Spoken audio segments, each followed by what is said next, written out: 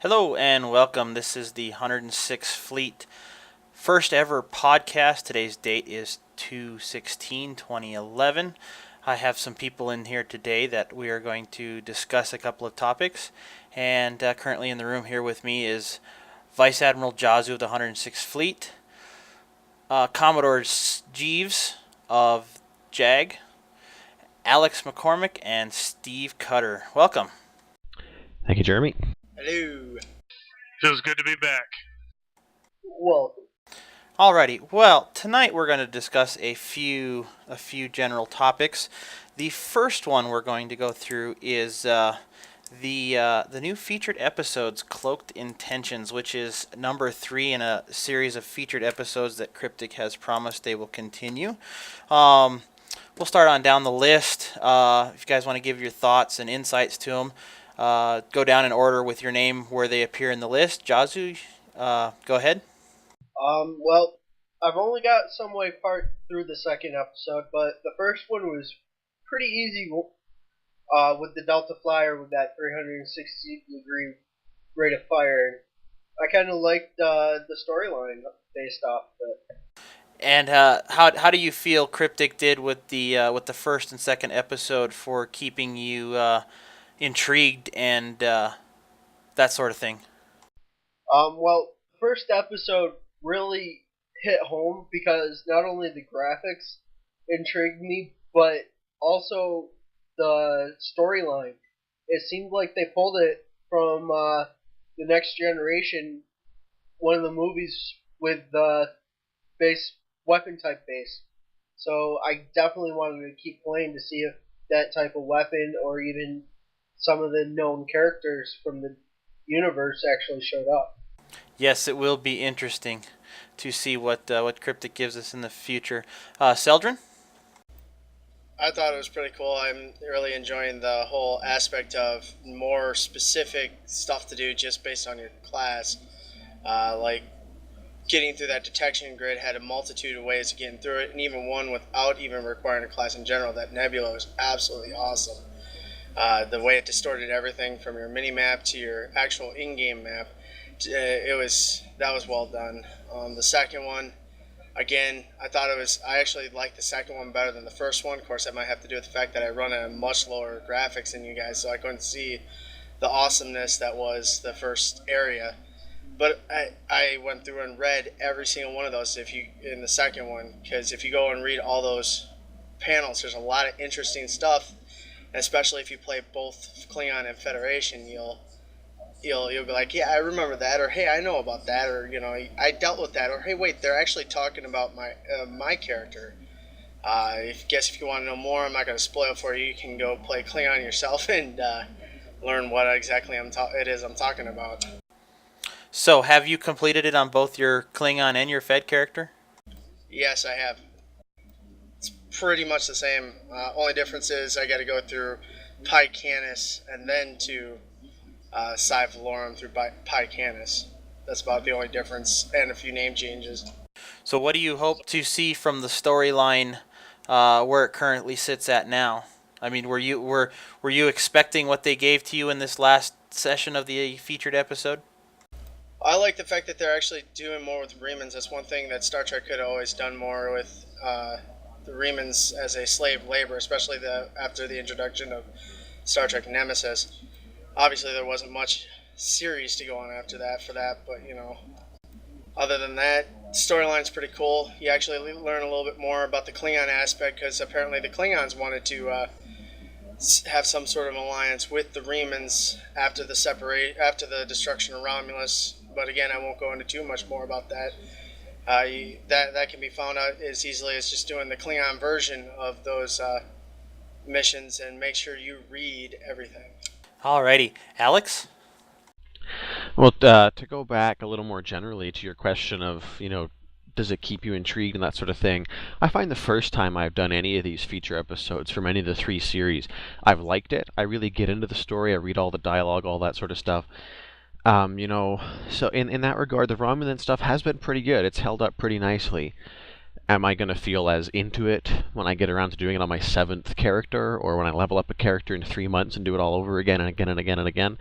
Maybe not. But so far it's holding up pretty good. I do like the sort of intrigue-based sort of storyline where you really don't know what's going to happen, and I kind of find myself wondering, like, what are they going to do next?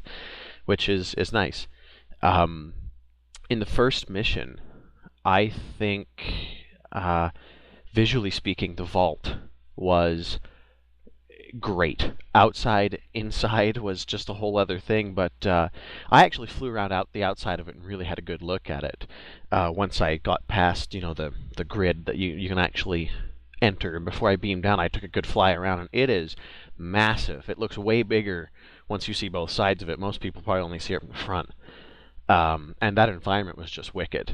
And I gave myself a bit of an added challenge in the gameplay of that mission by equipping 2 dual beam banks. So I didn't have that 360 phaser beam. I thought that was neat. I was kind of flying around jet fighter style, which was a whole different sort of element to it. And the second mission was, I think it was kind of cute of them to bring the Horta in, just to make that sort of classic Trek alien drop. And the introduction of the cutscenes that they're doing in there and the remastered missions that they're starting to do, that's pretty cool. For someone who's doing the mission the 10th time, it might get annoying, but the whole cutscene bit is a neat addition. I would have to agree. I'm really enjoying the cutscenes that they've been adding throughout the game. Azura has one as well. Now, you said that you went through and equipped 2 dual beam banks, so that either lets me know that you either had a Delta Flyer or a Runabout. Which one did you have for that mission? I own the Delta Flyer, so I've flown on 2 different characters, and they've both been in the Delta Flyer.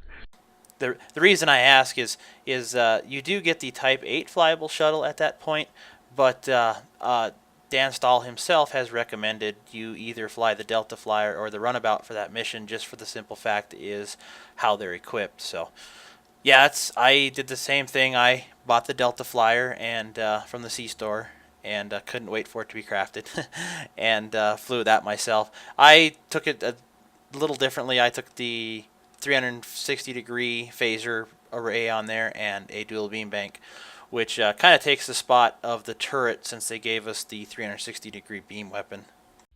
That's true. Alrighty, Steve. I'd have to say that these episodes are really a benefit. I like the fact that they're doing these episodes, but all the episodes I've done so far, the second one of this new one is just absolutely phenomenal. The vault is just nuts. It's great, flying around on the inside of that. The graphics were great. I run on high graphics, so I can see, just great detail. Kept me interested. I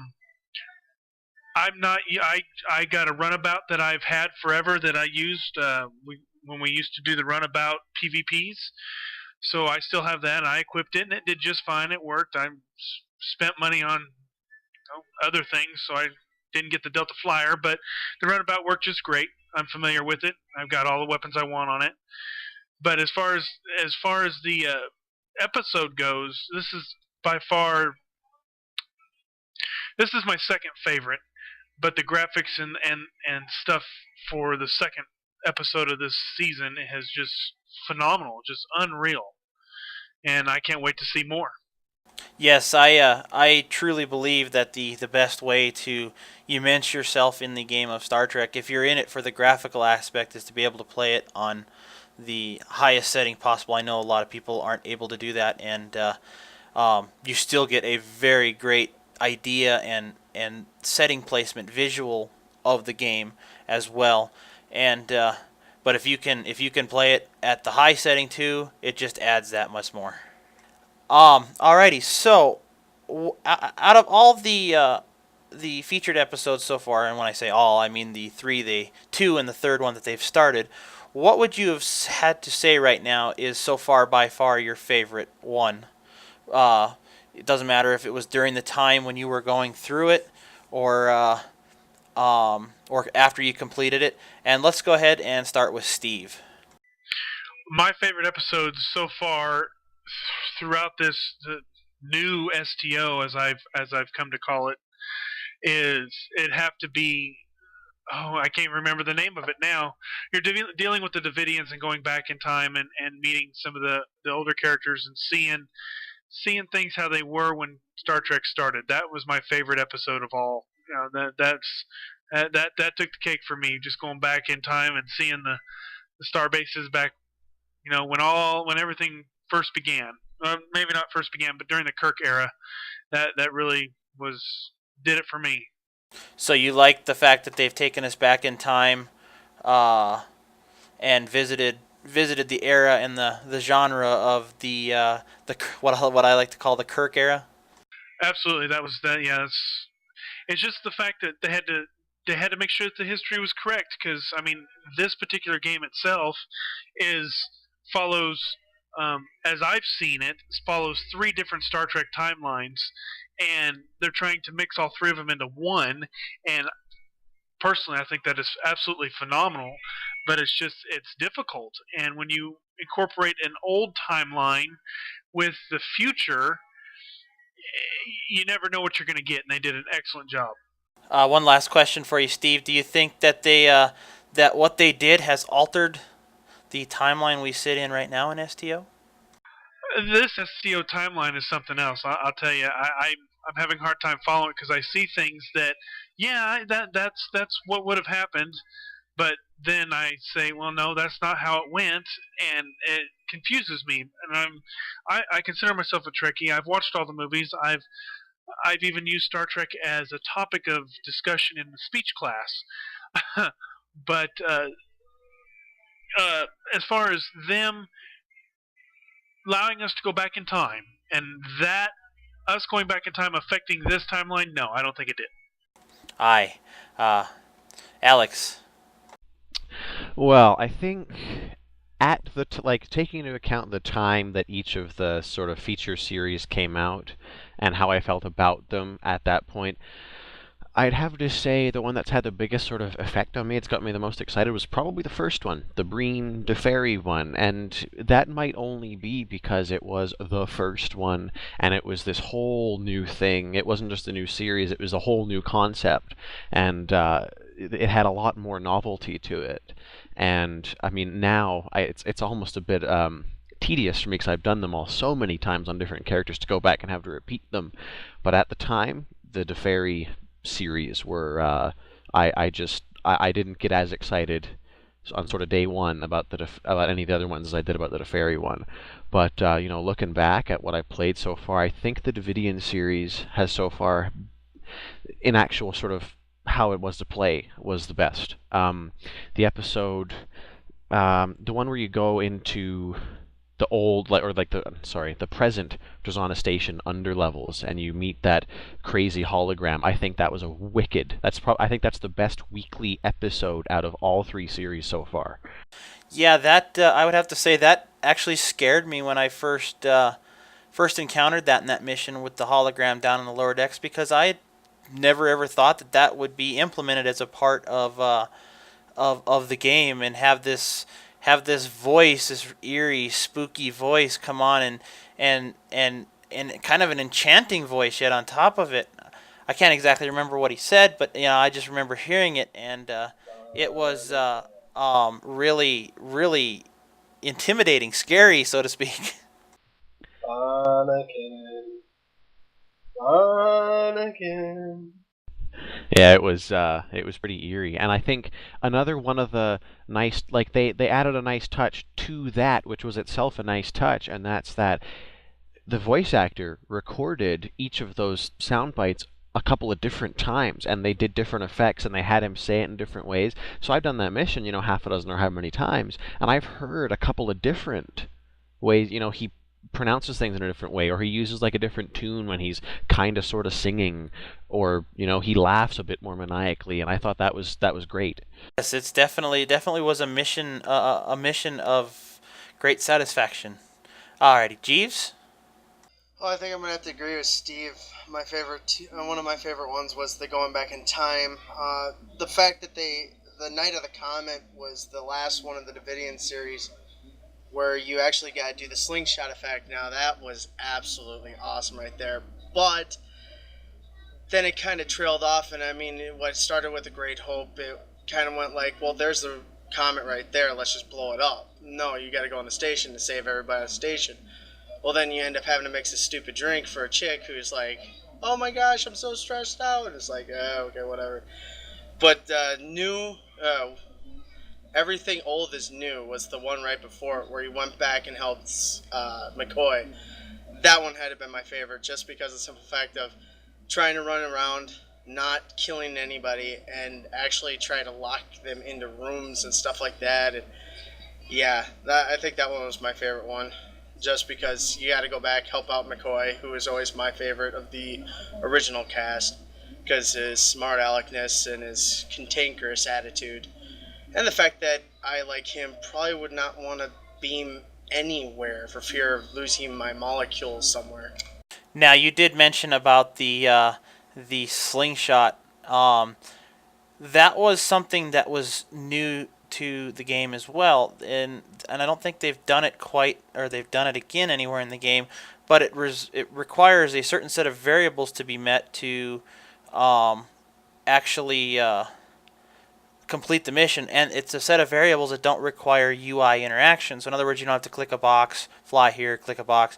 It actually took some skill. Would you like to see this to happen more often in Star Trek, something like this, in Star Trek Online? Oh, definitely. That, like I said, when I hit that one, I was like, oh my gosh, this is going to be so awesome. And like I said, that right there was huge for me. It was awesome. I loved it. Slingshotting. I mean, you hear about it in Star Trek 4. There's an episode in the original series where you dealt with it, and then you hear about them talk about it every now and then in series. But it's like, that was awesome. And like I said, though, after that, it was kind of a letdown with the rest of it. But, that part right there was huge, and I'd love to see more of it. Yes, I would like to see more of the whole timeline issue, but I don't know how Starfleet deems temporal mechanics these days. So, alrighty, Jazu.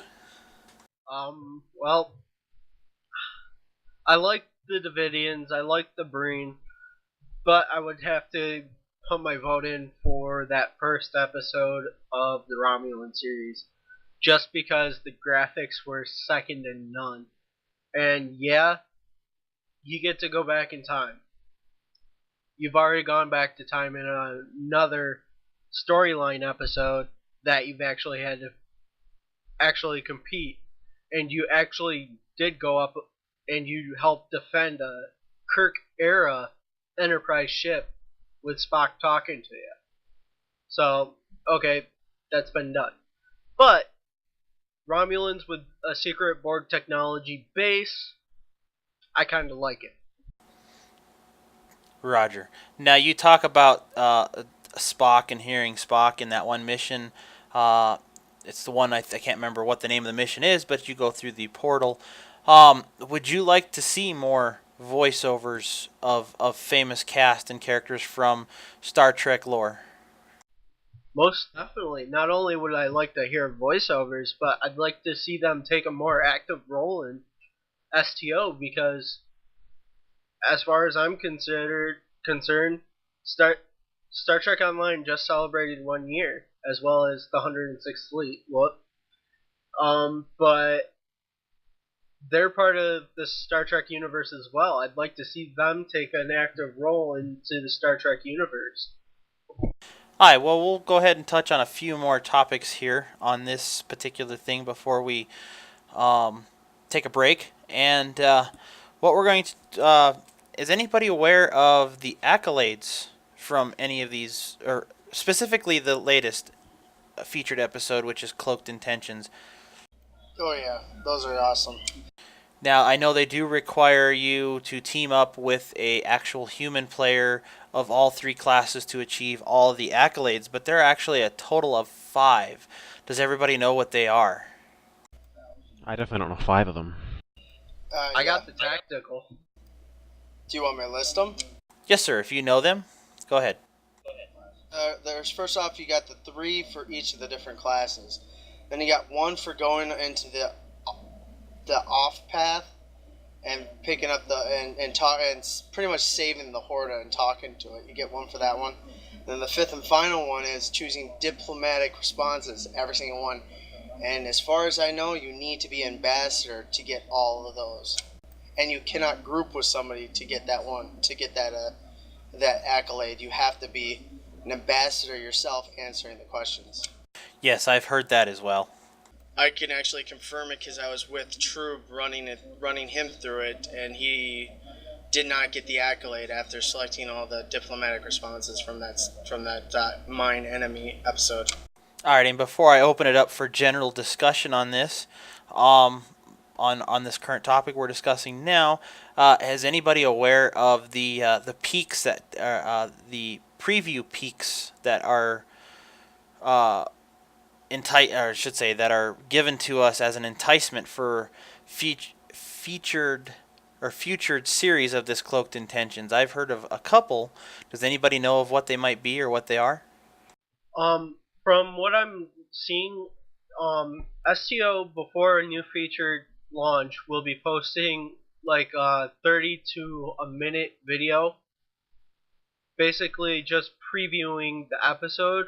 From what I've seen, I've only seen it before the first episode, which actually was an overview of what's to come in that whole episode. Well, more specifically, Cryptic has given us away little tidbits, especially up in the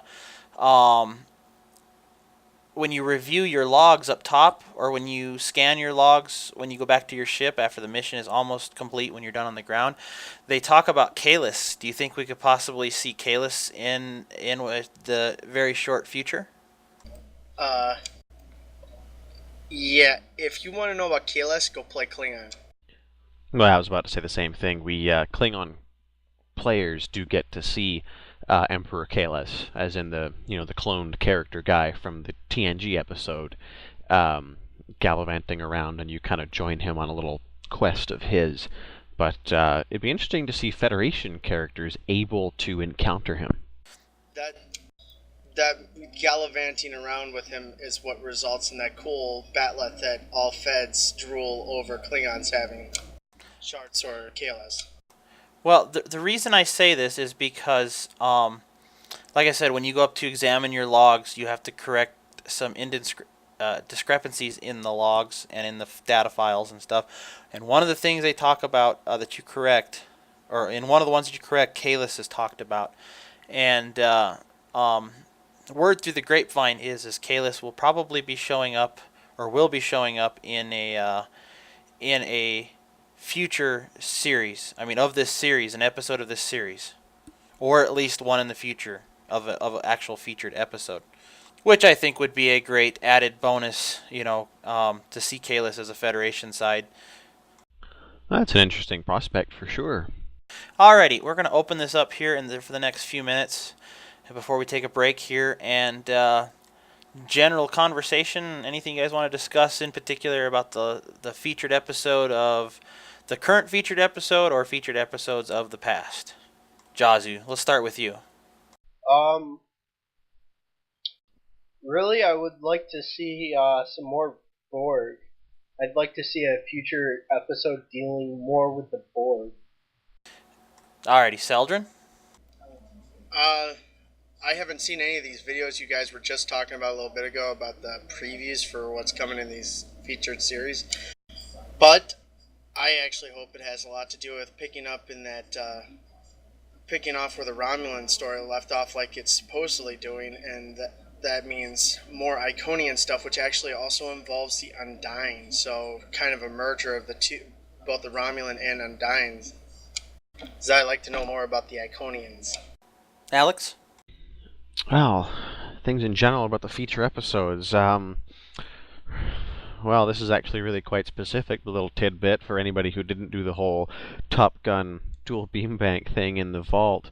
It's really fun to shoot down scorpions with a beam overload. That's a neat trick. I don't know, a discussion about what we'd like to see. People bouncing around things like Iconians, or maybe going back and visiting Klingons in a featured series, like with Kalis in it. It's all kind of interesting stuff. I don't know. To be honest, with these feature episodes, I just tend to kind of sit back and see what Cryptic comes up with. I don't really get too picky. It's all good to me. It's new content. I agree. Cutter? Steve? It's hard to break old habits, isn't it, Admiral? I'm not looking forward to anything. I'm dealing with the here and now. I'm finding that I don't like PvP, and PvP is not my thing. But these missions are, and I'm doing a really good job with them, and I like them, and everything they keep. If things keep going in the pattern that they're going towards, the standard that they're setting, each new episode, each new weekly episode, each new season is going to be outstanding if they continue going in the same direction that they're going. I left STO. Part of the reason was because I was feeling a little bit drowned and bogged down with the same thing over and over and over and over again, but these episodes keep things fresh for me, and I'm enjoying it a lot more. So I'm just looking forward to the next one, and I'll complete it just like I've completed the rest, and wait for the next one, and take one at a time. Yes, the featured episodes definitely have kept me, and by the way, it sounds a lot of you intrigued along the way. And it's been a great 1 year with Cryptic. Cryptic has had Star Trek Online come a great distance. It's definitely not the game I remember in open beta. And when we come back, we will be talking about the 1 year, looking back on the 1 year of Cryptic and Star Trek Online. So stay tuned.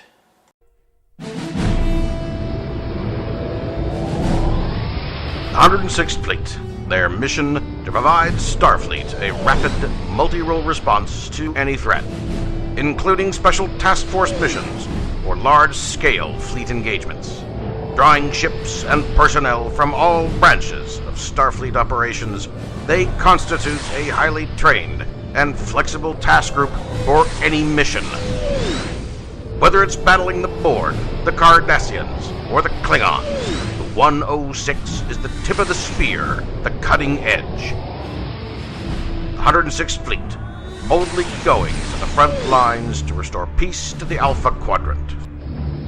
Join the 106 today. For recruiting information, please visit 106thfleet.com. That's 106thfleet.com.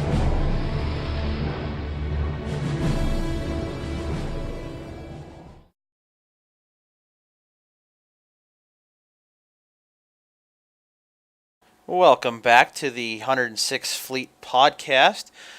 This next segment here, we'll be talking about Cryptic and Star Trek Online past year achievements and recognitions.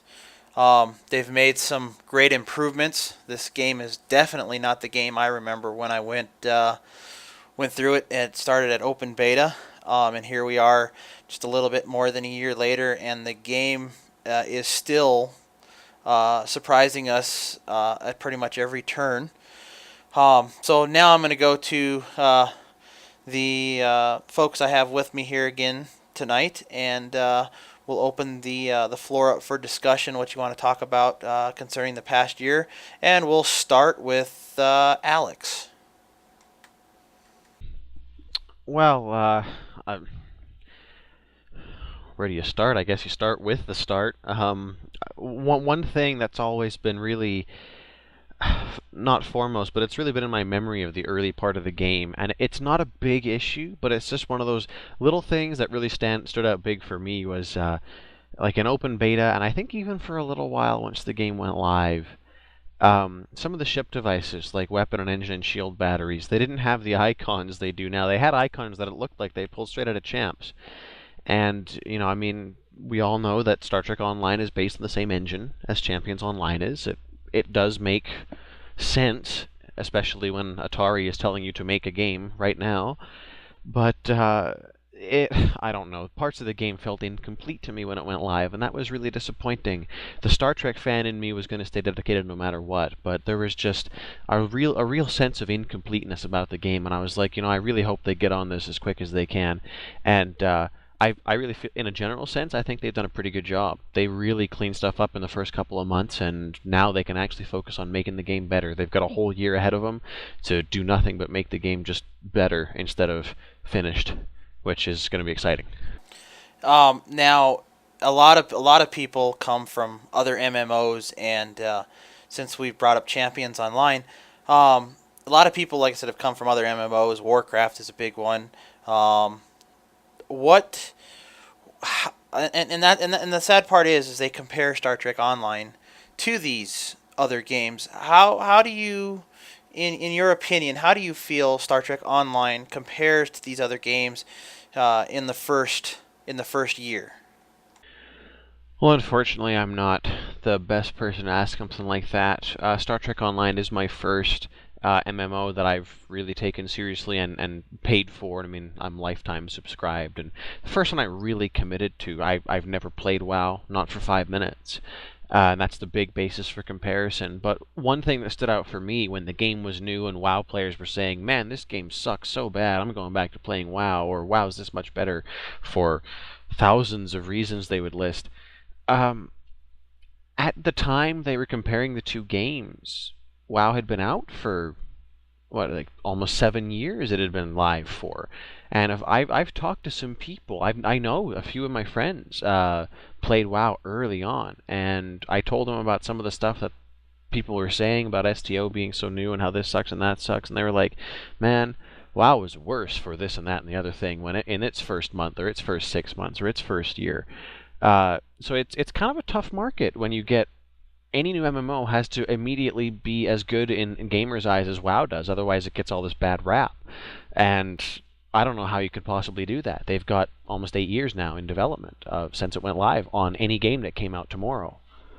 Yes, I believe as far as Star Trek versus this is my first MMO too, but from what I hear, I understand Star Trek Online had a much better start than a lot of the other MMOs did. Okay, Cutter, go ahead.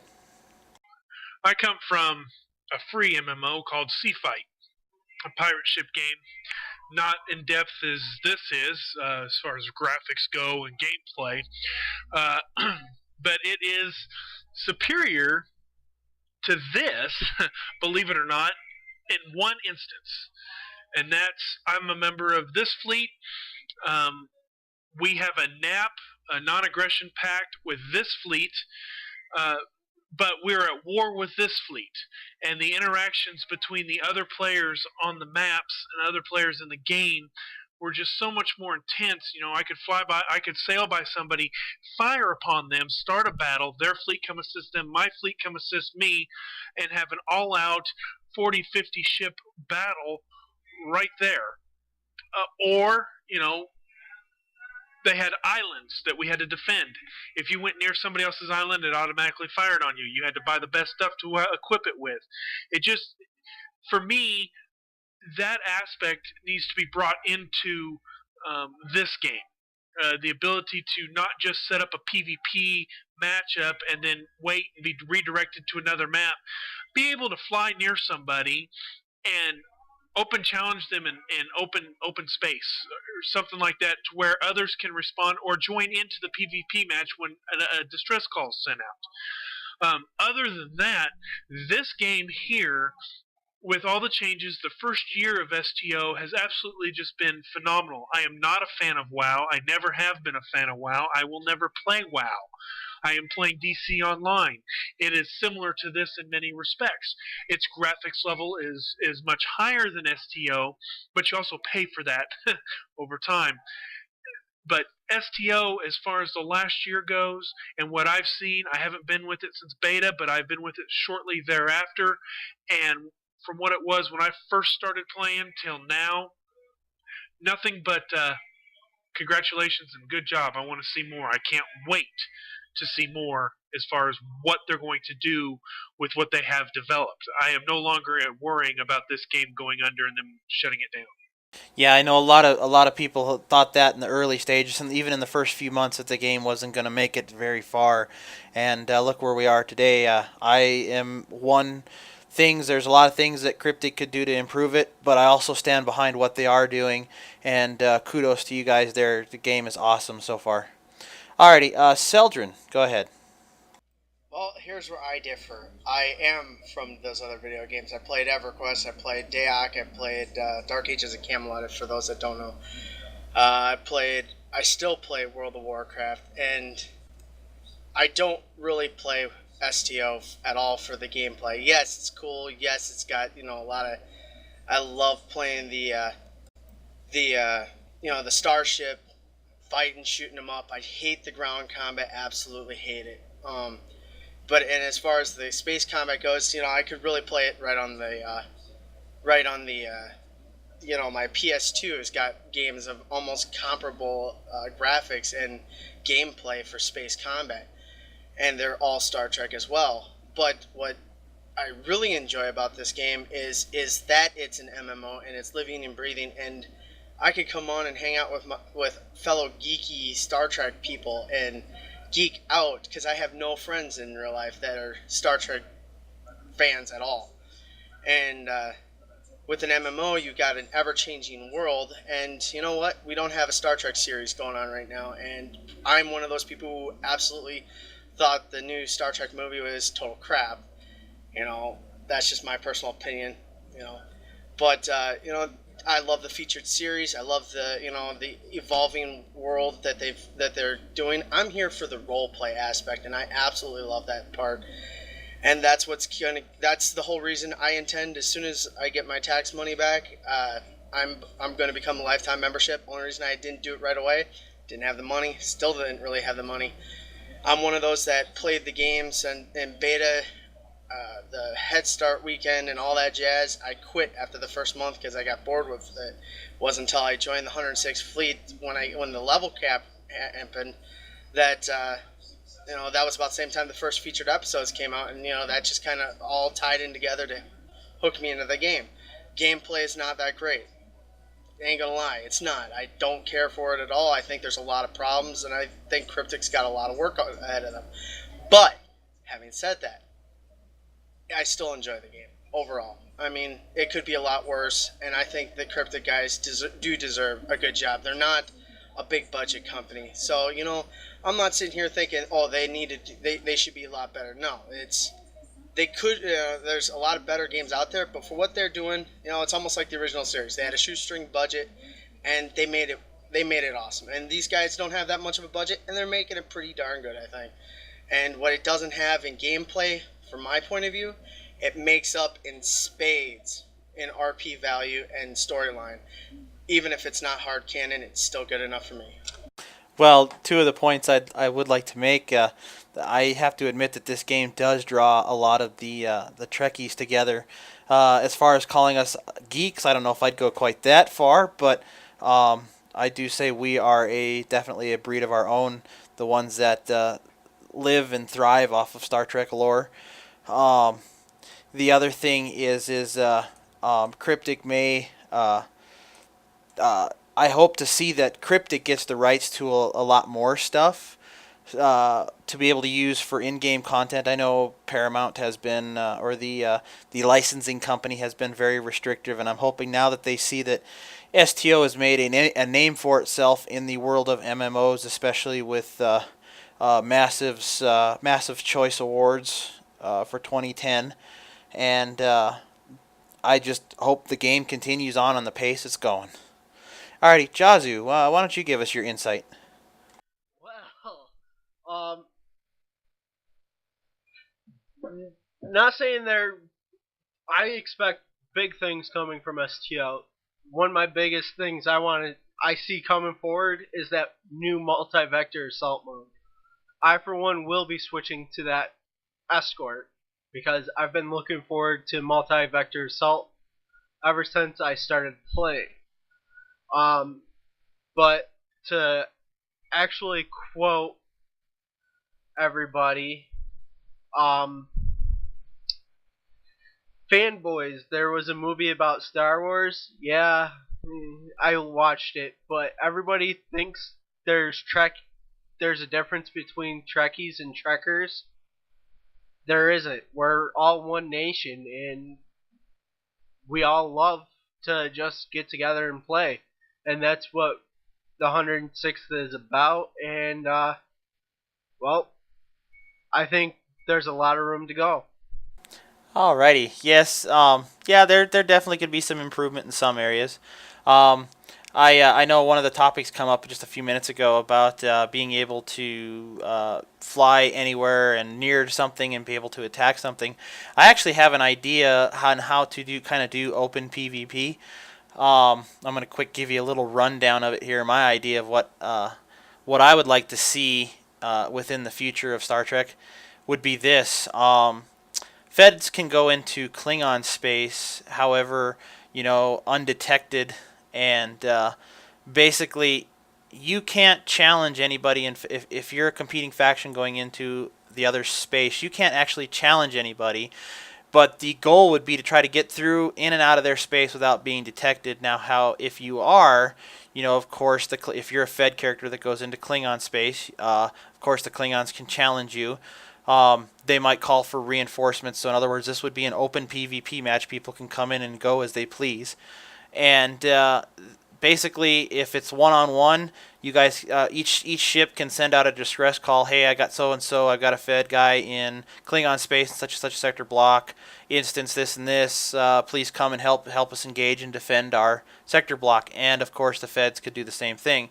And the battle could be waged right there and there, and last man standing, of course, wins. And that goes for both sides. I also am really looking forward to Cryptic has given us little teasers that there possibly might be a territorial control map in the near future. And by territorial control map, I'm hoping they're meaning the online side of Starfleet Command 3, which was a great version of a territorial control map. And I never got into it much. I don't even know if the server's still online. I haven't played Starfleet Command much lately. But it's definitely something I hope that's the avenue they take. I would love to be able to go in and fight over territorial control of space and not necessarily just attack each other. You can build up defenses and stuff like that in a sector, and the more you destroy or the more you take over, and the more you build yourself determines your influence in that sector base. And of course, you'll get notifications if your sector is under attack and so forth, and from your through your comm system. All right. Before we end here this evening, I'm going to ask you guys here, and I'll just pick people to give me their thoughts. What would you like to see out of the game, regardless of what it is? What would you like to see out of the game in the next year? Let's start with Steve Cutter. Answer that text message. You know what I want? I want fleet battles. I want territorial control, star bases. I want that. That would make a more solidified fleet that would be on more. Not that, I've seen much of a problem with that here, but I think it would bring a more interesting and more balanced, maybe not so much balanced, but just more of an adventure, have fleets battling other fleets, treaties, alliances, naps, just bring another aspect into this, because Starfleet is all about exploration, but it's also was designed for the defense of the Federation. And, that's something else that a lot of people don't realize that are not avid quote-unquote Trekkies. Starfleet and the Federation are two different entities. It's not the same thing. It's basically, Starfleet is employed by the Federation as, their defense as well as their exploration avenues. So I would like to see a lot more, or I would like to see in the near future, the ability to defend a territory, have a starbase there, be able to defend that territory with, unmanned stations and photon turrets and things like that, as well as fleet ships from each fleet that control that area to be able to come in and defend it as well and have open attacks, not, and I like your idea, Jeremy, about going into Klingon space and them coming over here and being able to engage and call for help. That is perfect. That's what I want to see. That's what I'm looking forward to. Alrighty, Jazu, what would you like to see within the next year? Definitely to actually agree with Cutter. I want to see fleet star bases come online because, well, that they've been throwing it around for a while now, and that'd be a really cool addition to S gameplay, where they could set up a PvP map where we'd have to basically attack another fleet starbase if there was another fleet in there. Well, I'm for the idea of attacking fleet starbases. However, I am also for that if that were to happen, you could set a flag, which in other words is a timeline of at what time the starbase is available to be attacked. I know, granted, in real life scenarios this isn't a normal course of action, but most fleets do have their peak and their off-peak times when people are online. So of course you're not going to have the ability to defend yourself if you have open attacks basically, and don't put a flag up basically when you're available to raid the base and attack the base and so forth. So I think that would cause a lot of griefing if it wasn't something like that, but it's definitely something I'm still for, but just to make sure it's not just implemented just because we want it, and it's not, the process is not thought through. Alrighty, Jazu, did you have any more things to say? Let's see. I would like to see that crew option to where you can actually select a first officer and a second officer, stuff like that. Well, they tell us the crew system is in the works, so I definitely look forward to that. Alrighty, Seldrin, tell us what you'd like to see in the game of Star Trek Online within the next year. My ship interior, please. I would really like to see them actually finally add the observation lounge. We know it's already there. You know, you see it anytime you go to a first contact mission, and yet for some reason we don't have one yet. And that's one I think really needs to get in there soon, because that's one thing I'm going to love is if the ship interior adjustments is going to be everything I've been told it is. I can't wait, because I would love to design the interior of my ship, and I would probably show it off. I love my trophy cases and all that jazz. Other than that, just more featured episodes, really. I said I want to see more of the Romulan Undyne Iconian thing all mesh out, since it all seems to be somehow related. But as I think it was Cutter said, or Alex, can't remember who, sorry, I'll take what I can get, and I look forward to more. Yes, I pretty much have the same opinion as you do there, Seldrin. I do have to say, yes, I agree with you. I'd love to see ship interiors take to another level. Hopefully with the Foundry, which they say also is coming, that we'll be able to do a lot of our own ship interiors. I know I'm a Sims 2 fan and a Sims fan. I love sitting there and just creating the houses and the layouts and things. But especially concerning our fleet here in the 106th Fleet, we do a lot of our business and our fleet business up on our ships. And a ready room is awesome, but you can't pack your whole fleet in a ready room. A meeting room would be great, like the conference room, or something along that lines. Also, I recently found out too that bridge instances are capped at 20. I'd like to honestly see that raised to an unlimited level, because that's by invite area only, and there really shouldn't be a limit on how many people you can invite to your bridge. So I would really like to see that raised. I know in all feasible practicality it can't be, but it still would be nice. Alrighty, Alex, tell us what you'd like to see out of the game within the next year. Well, I'd like to see a lot of the things that a lot of the other people in the community and even right here in this podcast have said. More feature episodes, the PvP changes or fleet social areas, and these are all hot topics, and they're actually also all things that pretty much, without exception, appear in one place or another on the engineering reports they put out. Either it's in testing, or they're talking about it, or they're designing it. And so these are all things that I actually see coming down the pipeline. They are there, and we will get them. But other than that,